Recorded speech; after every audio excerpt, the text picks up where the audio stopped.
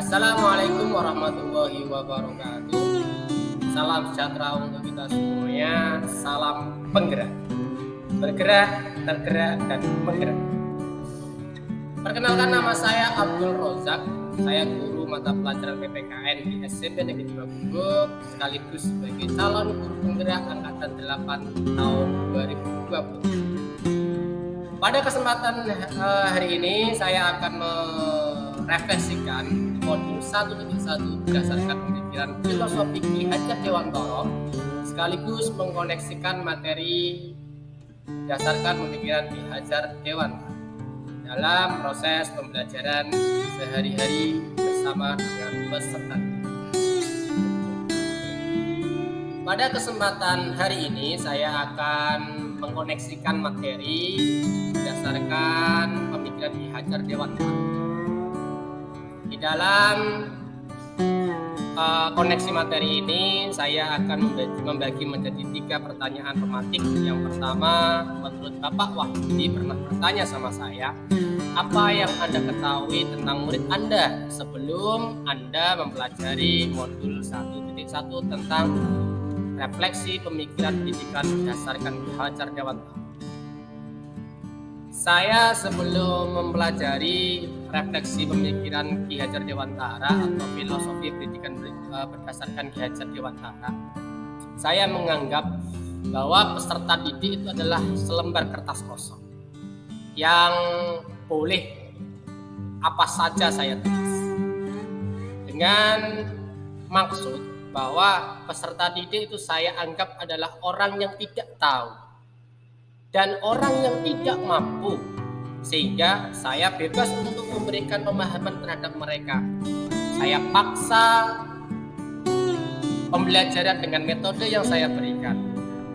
Saya menganggap semua peserta didik itu sama, yaitu adalah orang yang tidak tahu. Saya hanya berfokus pada pencapaian kompetensi dasar, berfokus kepada nilai, berfokus kepada metode-metode yang saat ini dianggap kuno atau konvensional.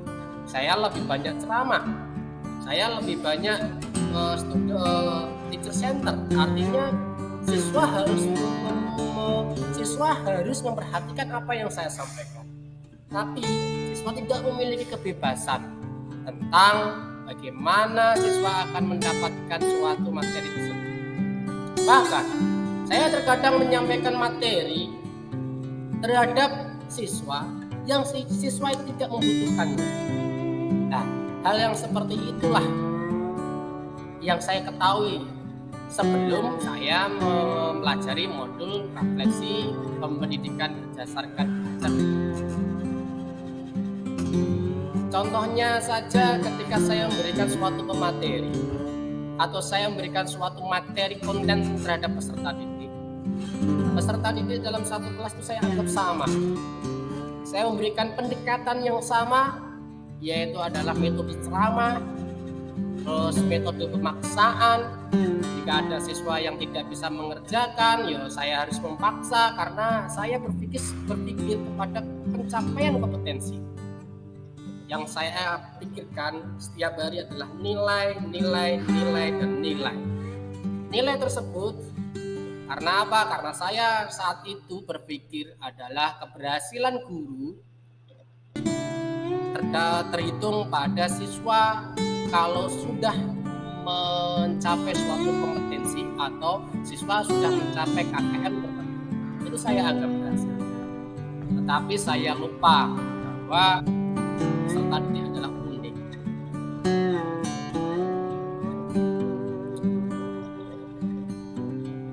Yang kedua, atau pertanyaan pematik yang kedua dari Ibu Barinda Suci pernah bertanya sama saya, apa yang Anda ketahui setelah mempelajari modul 1.1? Yang saya ketahui setelah mempelajari modul 1.1 tentang filosofi pendidikan menurut Ki Hajar Dewantara, bahwa pendidikan itu menuntun, membimbing peserta didik dari baik menjadi lebih baik, dengan harapan bahwa kita sebagai seorang pendidik adalah menebalkan lagu. Artinya peserta didik pada dasarnya memiliki suatu kemampuan awal yang baik, Seluruh peserta didik itu baik. Peserta didik semuanya cerdas, semuanya pintar. Hanya saja dalam pembelajaran kali ini bahwa filosofi pendidikan kita sebagai seorang pendidik itu harus menuntun peserta didik agar peserta didik menemukan bakat dan minat. Dalam hal ini pembelajaran adalah dalam konteksnya harus berdasarkan pada pengalaman nyata peserta didik. Dihubungkan dalam kontekstual. Dalam pembelajaran yang saya terapkan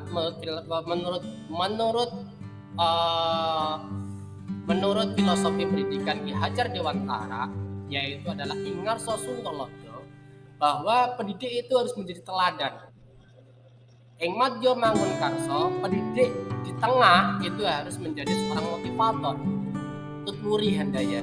Pendidik di belakang harus mendorong peserta didik agar lebih maju.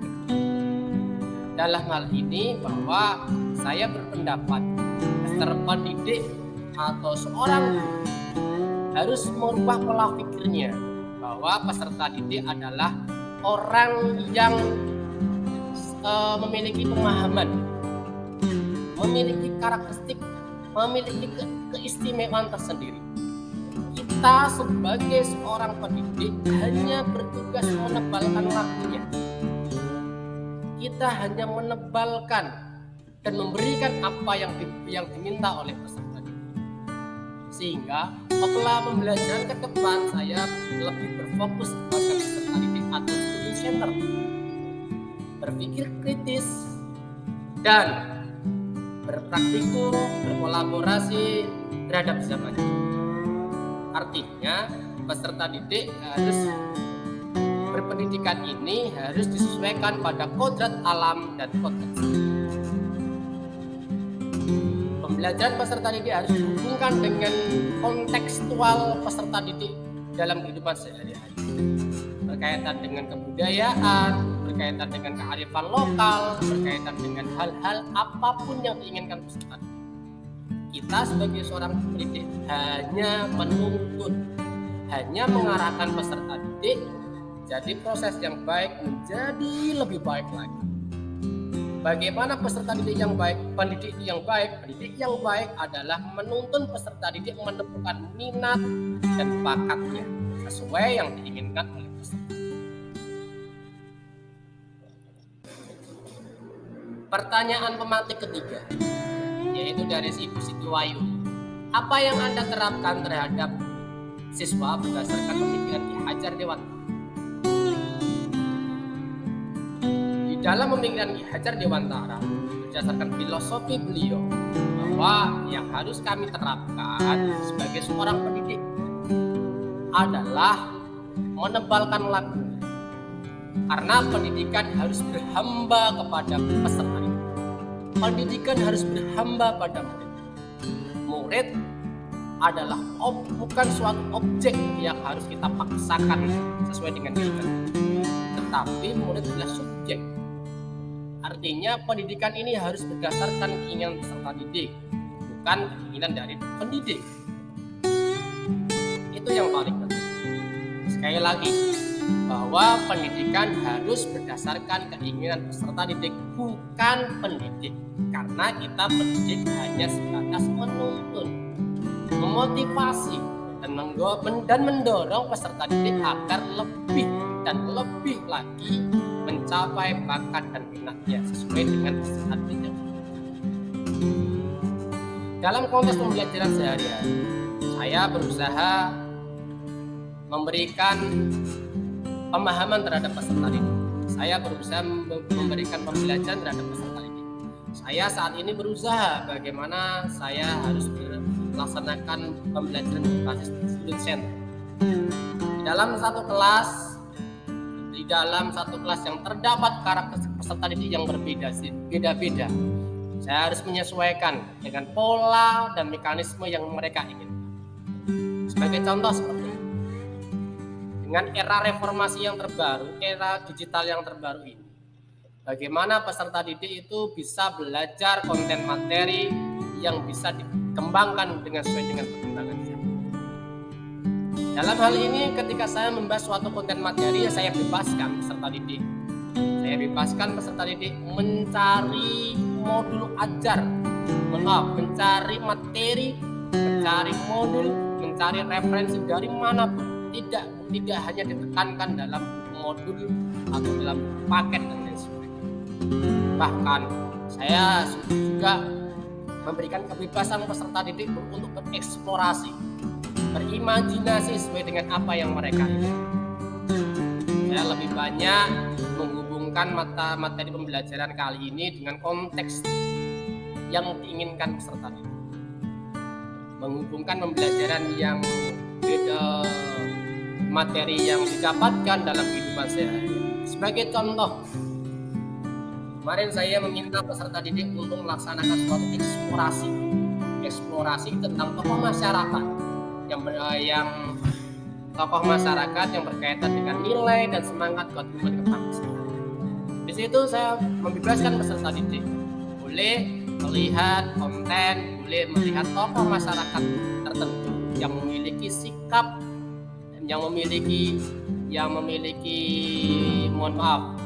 dianggap memiliki suatu contoh yang baik tentang nilai dan semangat dan kebangsaan dalam rangka mempertahankan negara kesatuan Republik Indonesia. Setelah saya meminta peserta didik untuk melihat tidak hanya dalam buku paket, tetapi di dalam konteks masyarakat pada umumnya, saya meminta peserta didik untuk membuat laporan hasil. Tetapi saya juga memberikan kebebasan kepada mereka. Boleh menggunakan aplikasi apa saja, boleh menggunakan Canva, dan template-nya pun saya bebaskan untuk mereka. Mereka mau membuat PowerPoint, serah. Jadi mereka membuat video, serah mereka. Jadi sesuai dengan konteks apa yang mereka. Sehingga saya berusaha untuk mengembangkan kodrat peserta didik sesuai dengan kodrat alam dan kodrat sehat. Kenapa? Karena pada pembelajaran era kali ini abad 21 kita lebih difokuskan kepada pembelajaran berbasis teknologi. Saya menekankan kepada peserta bahwa teknologi itu baik, akan tetapi banyak mudaratnya, banyak kekurangan. Sehingga saya sebagai pendidik hanya bisa mendorong peserta didik, memotivasi peserta didik untuk mencari kelebihan dari penggunaan teknologi. Dan terpenting bahwa penggunaan teknologi itu harus berdasarkan dengan budaya. Kita belajar, kita mengajar harus berbasis kepada budaya. Jangan lupakan budaya, jangan lupakan kearifan lokal. Kenapa? Karena tujuan pendidikan adalah merubah laku. Sehingga peserta didik menjadi peserta yang berbudi yang luhur. Itu yang